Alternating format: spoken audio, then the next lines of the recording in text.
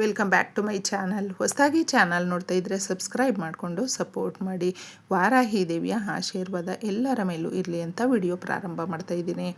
ಆಷಾಢ ಶನಿವಾರ, ಕಡೆಯ ಆಷಾಢ ಶನಿವಾರ ನಮಗೆ ಇನ್ನೇನು ಈ ದಿನವೇ ಕೊನೆಯದಾಗುತ್ತೆ. ಈ ದಿನ ಮಾಡುವಂಥ ದೀಪಾರಾಧನೆ ತುಂಬ ವಿಶೇಷವಾಗಿರುತ್ತೆ, ತುಂಬ ಅದ್ಭುತಗಳನ್ನು ಸೃಷ್ಟಿ ಮಾಡುತ್ತೆ. ಕಲಿಯುಗದ ಭಗವಂತನು ಈ ದಿನ ನಮಗೆ ಏನೋ ಒಂದು ಸಮಸ್ಯೆಗಳನ್ನು ಬಗೆಹರಿಸ್ಕೊಳ್ಳೋದಕ್ಕೆ ಈ ದಿನವನ್ನು ನಾವು ಯಾವ ರೀತಿ ಬಳಸ್ಕೊಳ್ತೀವೋ ಅದರ ಮೇಲೆ ನಮ್ಮ ಸಮಸ್ಯೆಗಳು ಕೂಡ ಬಗೆಹರಿಯುತ್ತೆ. ಶನಿವಾರ ಅಂದ ತಕ್ಷಣ ನಾವು ಶನಿ ದೇವರನ್ನು ಕೂಡ, ಅಂದರೆ ನ್ಯಾಯ ದೇವತೆ ಆಗಿರುವಂಥ ಶನಿ ಮಹಾತ್ಮರನ್ನು ಆರಾಧಿಸುವಂಥ ದಿನ. ಶತ್ರುಗಳನ್ನು ಸಂಹಾರ ಮಾಡುವಂಥ ಆಂಜನೇಯ ಸ್ವಾಮಿ ಭಯ ಏನು ಉಟ್ಕೊಂಡಿರುತ್ತೆ ಮನುಷ್ಯನಿಗೆ, ಆ ಭಯದಲ್ಲೇ ದಿನವನ್ನು ಕಳೆಯುವಂಥ ಸಂದರ್ಭಗಳು ಕೂಡ ಬಂದಿರುತ್ತೆ. ಒಂದು ಶಕ್ತಿ, ಒಂದು ಬುದ್ಧಿ, ಜ್ಞಾನ ಎಲ್ಲವೂ ಕೂಡ ನಮಗೆ ಕೊಡೋದಕ್ಕೆ ಆಂಜನೇಯ ಸ್ವಾಮಿಯ ಅದ್ಭುತವಾದ ಈ ದಿನವನ್ನು ನಾವು ಕೆಲವೊಂದು ಪರಿಹಾರಗಳು ಮಾಡಿಕೊಂಡು ಮನುಷ್ಯನಿಗೆ ಬರುವಂಥ ಬಡತನವನ್ನು, ಬಂದಿರುವಂಥ ಕಷ್ಟ, ಕಣ್ಣೀರನ್ನು, ಅಂಧಕಾರವನ್ನು, ಅಲಕ್ಷ್ಮಿಯನ್ನು ಓಡಿಸೋದಕ್ಕೆ ಈ ರೀತಿಯ ದೀಪಾರಾಧನೆ. ಪ್ರತಿಯೊಬ್ಬರಿಗೂ ಕೂಡ ದೀಪಾರಾಧನೆ ಬಗ್ಗೆ ಗೊತ್ತಿರುತ್ತೆ. ಯಾಕಂದರೆ ದೀಪ ಅನ್ನುವಂಥದ್ದು ಬೆಳಕನ್ನು ಮೂಡಿಸುತ್ತೆ, ಅಂಧಕಾರವನ್ನು ಓಡಿಸುತ್ತೆ, ಕತ್ತಲನ್ನು ಓಡಿಸುತ್ತೆ, ಬೆಳಕಿನ ಕಡೆ ನಮ್ಮನ್ನು ಕರೆದೊಯ್ಯುತ್ತೆ.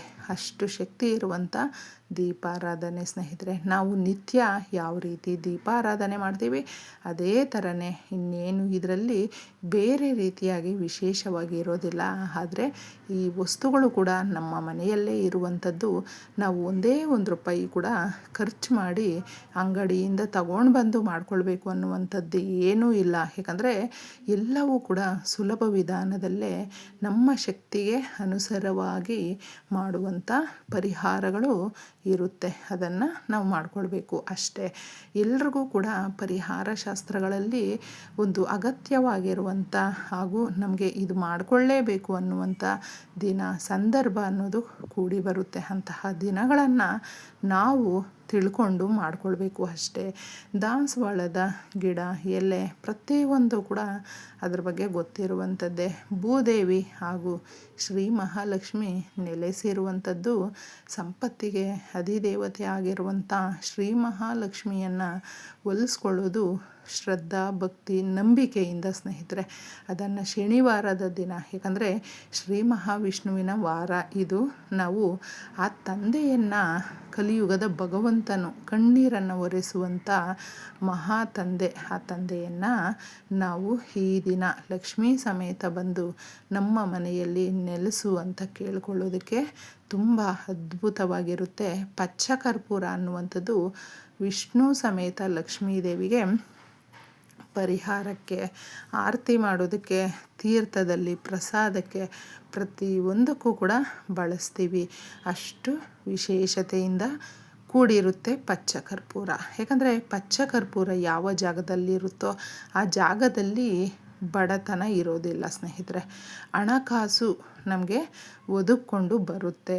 ₹100 ಕೂಡ ನಮ್ಮ ಹತ್ರ ಇರೋದಿಲ್ಲ. ತಿಂಗಳು ಪೂರ್ತಿ ಕಷ್ಟಪಟ್ಟು ದುಡಿತಾ ಇರ್ತೀವಿ.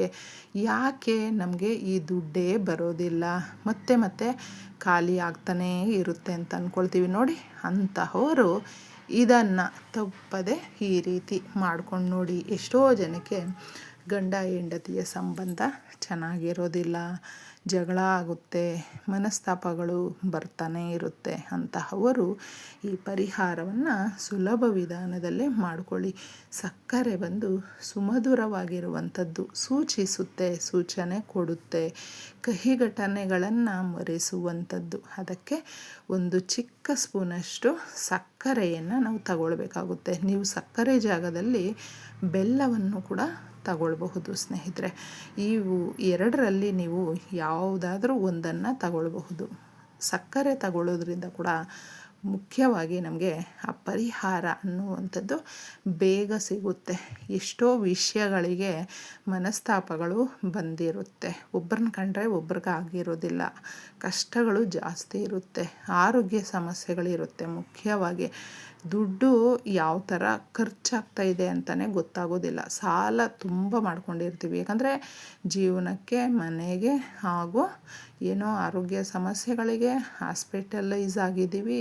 ಎಲ್ಲ ರೀತಿಯ ಖರ್ಚುಗಳು ಒಂದ್ರ ಮೇಲೆ ಒಂದು ಬರ್ತಾನೆ ಇದೆ ಅಂದ್ಕೊಳ್ತೀವಿ ನೋಡಿ.